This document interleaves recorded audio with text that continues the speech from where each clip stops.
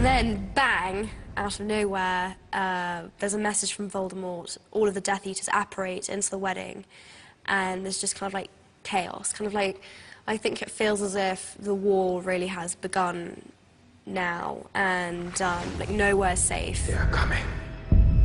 They are coming. Obviously, Hermione, Harry, and Ron have to get out of there. As Voldemort's presence and dominance is growing, Malfoy Manor becomes the heartbeat of his operations. Home to Harry's nemesis Draco and his once powerful family, who have suffered a dramatic fall from grace. This is the first time we've seen Draco's family home. Its stunning Jacobean features were inspired by Hardwicke Hall in Derbyshire, which was once described as one of the most splendid houses in England. And who would guess that much of this panelling and detail was actually made from foam? But all of this grandeur counts for nothing if you've fallen out of favour with the Dark Lord. What about you, Lucius? My lord? I start off so full of hope, Lucius. You know, Voldemort has chosen my house to be his headquarters, and it's just having the king in your own house is a ringing endorsement. I require your wand. Within about 2 seconds, it all turns completely pear-shaped when he takes my wand off me. You don't take a wand off a wizard in public. It's just not appropriate. And then he snaps it, and I think he's going to kill me, and it all just turns into my worst nightmare and goes downhill from there. And that very public fall from grace is horrific for the Malfoys and for... It's emasculating for me, and it's what it is the moment where it becomes clear to me that he does not see a place for me in the future, in this new world that he's going to create if he wins. Let's talk about Voldemort and what his plans are. What's he been up to and what's he trying to get out? He's up to his old tricks again, Ben. I hate to say it, but he hasn't turned around. He's still pursuing the art of darkness. Well, much the same, obviously. He's obsessed with getting rid of the young wizard Harry. As inspiring as I find your bloodlust, Bellatrix, I must be the one to kill Harry Potter. It's going to be interesting. There's a few scenes, again, that I don't want to say too much, but it has had me close to believing that this is actually a real thing. He murders some people in some very, very gruesome ways. Yeah, I don't even know the right words for it. If I am to kill him, I must do it with another's wand. It's a strange time, certainly for myself, because I'm not used to seeing all these things out in the public, and lots of very undesirables roaming around my house. I don't pick generally the prettiest people to play Death Eaters. No offence to any of them who are out there. They're gorgeous in real life, but they make them wear all sorts of teeth. And so, yeah, it's a little daunting, even for Tom the actor, let alone Draco, the young boy. The first scene he's in is terrifying, which actually takes place on this set. It's really, really scary. I mean, I came down to watch a bit of the filming. I left quite quickly because it was taking a long time, but the bit I saw was really scary. Yeah, no, it'll be good for people to see what people have been running, what all these characters have been running from for so many years. I have seen your heart, and it is mine. Harry, Ron and Hermione are hiding out here in Grimmauld Place, the former HQ to the Order of the Phoenix, once owned by Sirius Black, Harry's godfather, and now belonging to Harry himself. And it's here that they're reunited with Kreacher, the rather curmudgeonly house elf, who is very upset to find he's now in Harry's service, and as such is charged with a very important mission. He is tasked with finding the whereabouts of a Horcrux disguised as a locket. This scene also sees the return of the much-loved Dobby. They look so realistic, these house elves, that it's hard to believe they don't actually exist. But at the heart of these state-of-the-art CGI creatures is a very human element. It was very important that we had actors to play Dobby and Kreacher. You've been spying on us, have you? We asked them to come along during all of the filming, so when the whole scene was shot, so that David could work very closely with them, and we could kind of develop the personalities and characteristics of the house elves in each scene, which felt quite important to actually know how the other actors are going to interact with them. Even though obviously they're not the right size, having them there to actually give a performance was really important. So we filmed a rehearsal with each of them on camera, so we had reference of where they were. And then we had body doubles to play the house elves, basically, so that there were eye lines available on the set. Not of the correct height or proportions, but small enough to give all of the other actors a sense of where they were in space and moving around. We then removed them from the plate and obviously replaced them with the CG creature and CG Dobby. Master Weasley, so good to see you again. Wicked trainers. Dobby and Creature reveal that the locket is now in the possession of Dolores Umbridge, their former teacher and arch-enemy, who is now working as Senior Undersecretary at the Ministry of Magic. The question is, how do they get to it? After the break, we're going inside the Ministry of Magic. And, get this, for the first time ever, we're going to be allowed to show you how they make the flying sequences, and I'm going to get to have a go. See you in a bit. We've come behind the scenes of Harry Potter and the Deathly Hallows Part 1, where Harry, Ron and Hermione are searching for Horcruxes, objects that will help them destroy the evil Lord Voldemort. One of them is in the possession of their old enemy, Dolores Umbridge, here at the heavily guarded Ministry of Magic.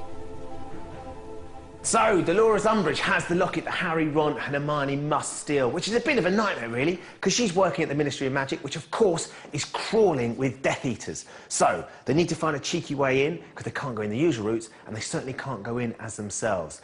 We take Polyjuice Potion to become other people. We become 3 other people that we don't know really anything about, but we know they work in the Ministry. A little bit of Polyjuice Potion and a sneaky back door is what they need. Fortunately, there's a very convenient entrance in a very unusual place.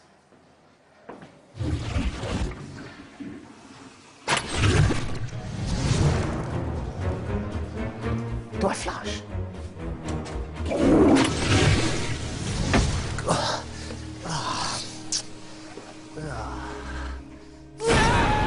You may remember that the last time we saw the Ministry of Magic in Harry Potter and the Order of the Phoenix, it was blown to smithereens.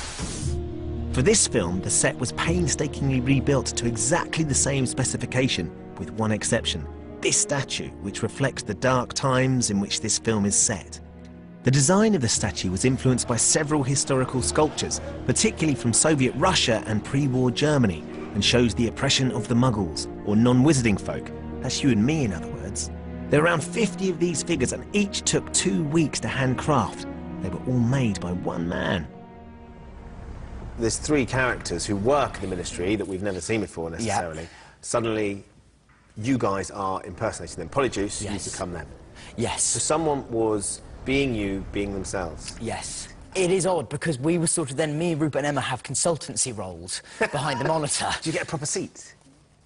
I think you probably get proper seats anyway, getting on a day-to-day level. Let's take the star seats out of it. Do you get, like, consultant to... No, unfortunately, we didn't. I'm definitely angling for an extra credit, though.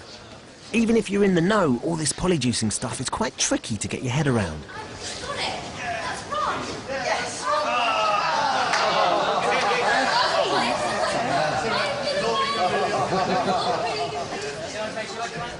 So let's take this really slowly. So there's this little character called Mafalda, who's a really little secretary, and she's the one that Hermione gets in. So really, I'm a sort of flamboyant costume. So essentially, right now, you are channeling... I'm channeling, yeah. Hermione... So it's Hermione being you... No, it's you being Hermione being you. Yeah, no, it's me being Mafalda, then being Mafalda's body with Hermione in. It's really straightforward. Yeah, I'm trying not to think about it too much. David, you are Dan, you are Harry, you are... I can't quite... I'm getting lost in who's who. You're not the only one.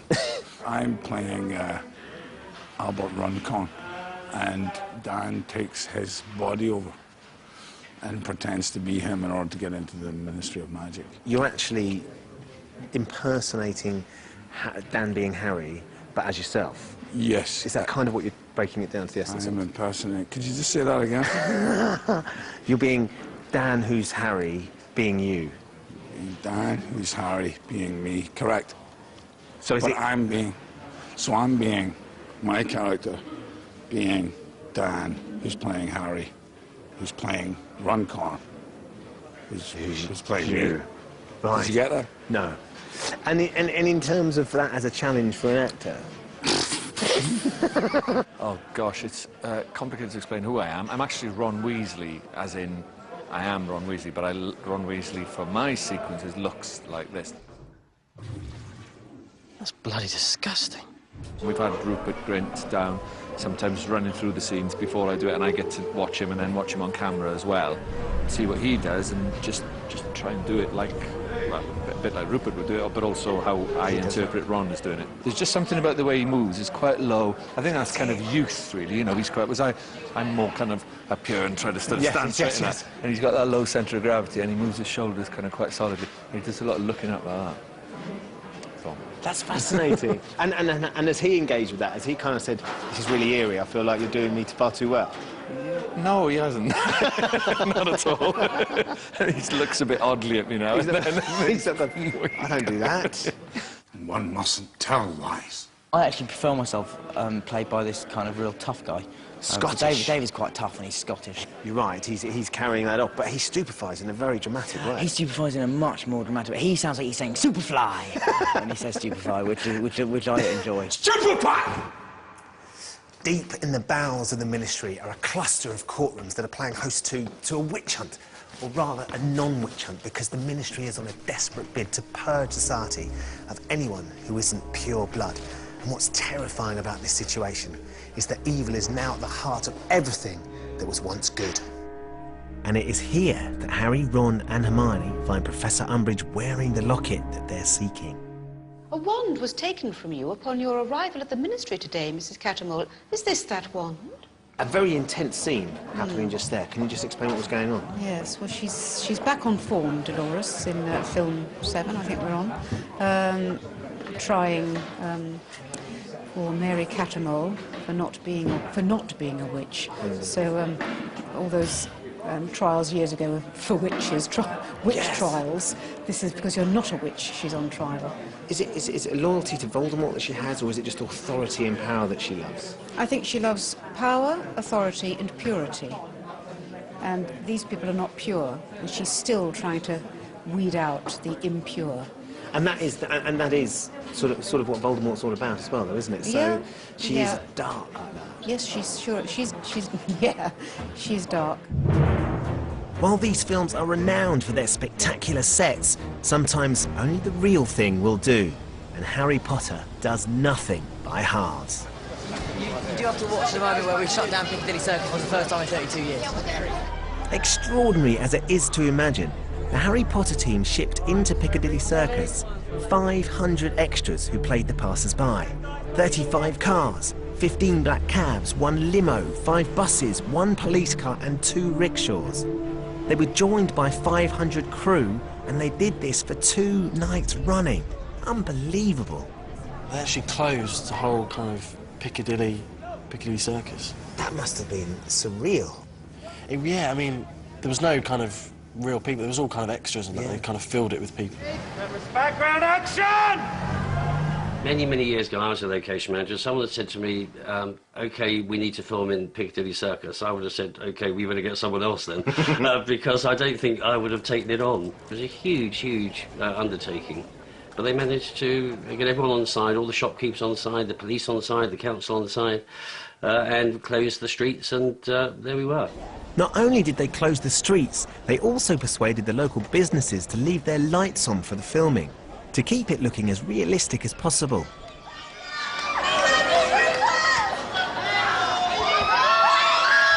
It was really cool, actually, yeah. And they had all these kind of, had their own, like, buses, double-decker buses going through. It was a mad day, yeah, but it was good. The scene shows Harry, Ron and Hermione apparating into central London as their journey continues. First of all, we stop at a cafe and... Everything starts with a latte. Absolutely. Go. Leave.